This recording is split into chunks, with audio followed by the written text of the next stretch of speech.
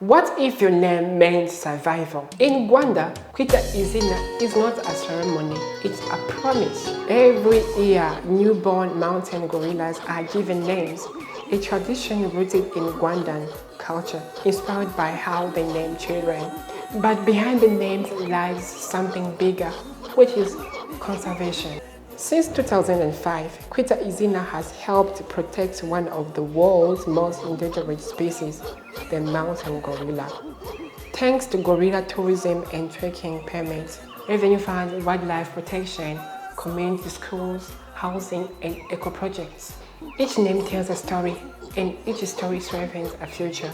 Kwita Izina, where tradition meets conservation. And as always, follow for more.